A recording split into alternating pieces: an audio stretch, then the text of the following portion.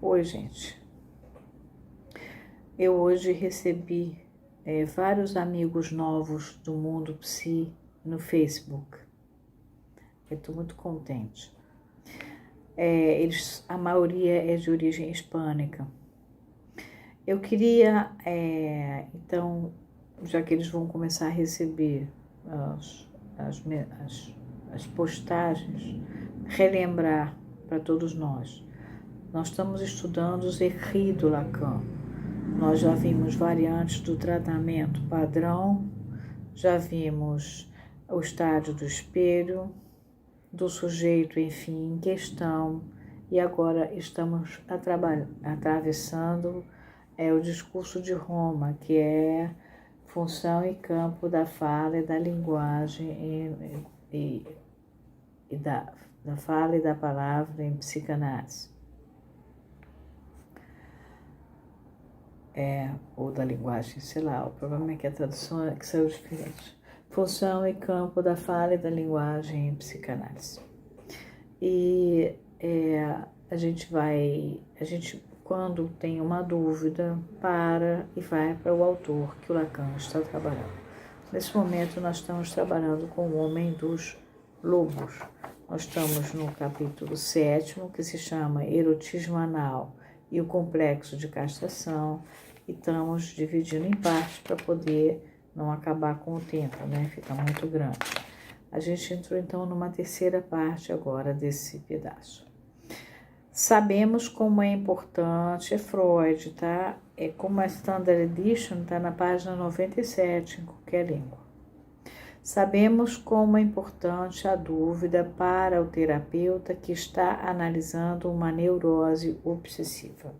Aqui tem uma nota que ele fala do Homem dos Ratos, da Standard Edition, no volume 10. Ratman, que é de 1909, na Standard Edition, no volume 10.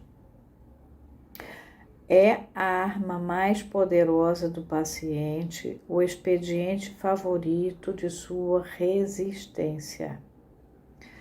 Essa mesma dúvida permitiu ao nosso paciente entrincheirar-se por trás de uma indiferença respeitosa, deixando que os esforços do tratamento passassem fora do seu alcance durante anos. Nada mudava e não havia maneira de convencer. Aquela arrasta, eu falei para vocês lá no atrás, a resistência é um empurrar com a barriga. Por fim, reconheci a importância para o que eu pretendia da perturbação intestinal. Representava o pequeno traço característico da histeria que se encontra regularmente na raiz de uma neurose obsessiva. Segunda nota, 2. Freud já havia observado isso no início da segunda parte do segundo artigo The Neuropsychosis of Defense, de 1896, aludiu novamente ao problema no capítulo 5 de Inibição, Sintoma e Angústia, de 1926.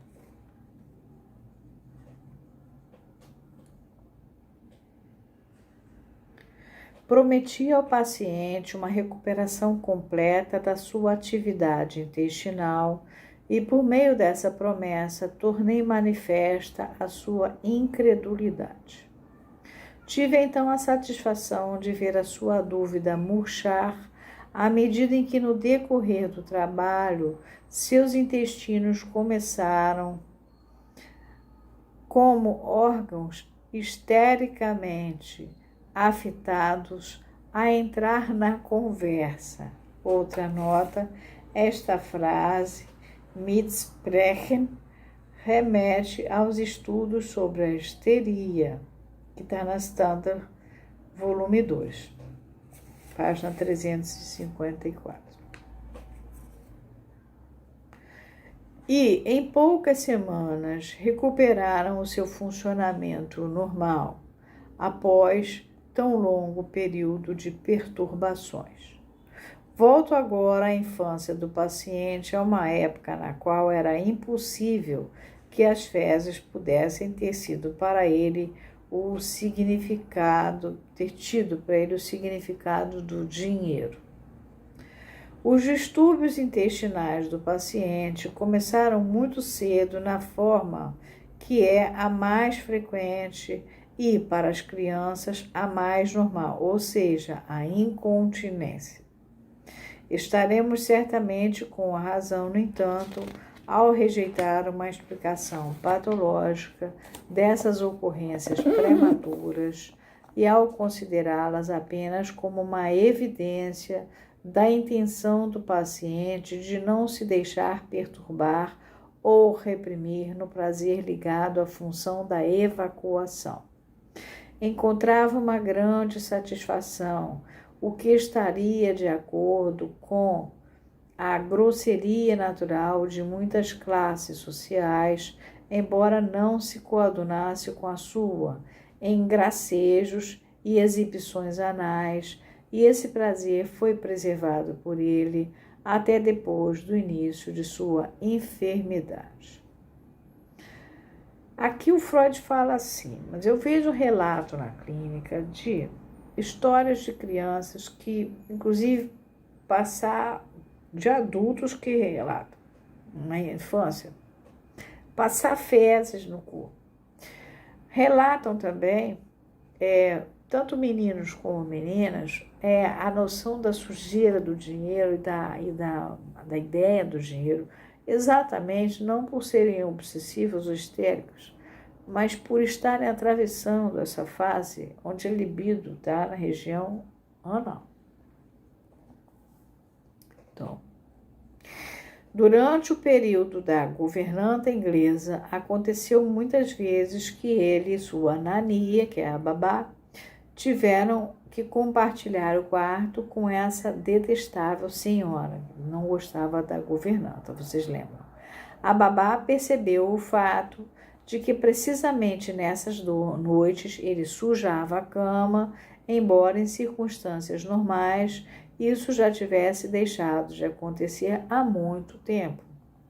Ele não se mostrava de forma alguma envergonhado. Era uma expressão de desafio contra a governanta. Isso também eu vejo no relato de mães de crianças que ainda não estão desfraldadas, ainda estão em período de desfraldar, quando elas são contrariadas, meninas mesmo, de estrutura histérica, você percebe que já existem esses pequenos sinais, porque hoje a gente tem domínio disso, fazer essas evacuações quando há esse tipo de coisa, tipo, vem dormir uma avó indesejável no quarto delas, etc.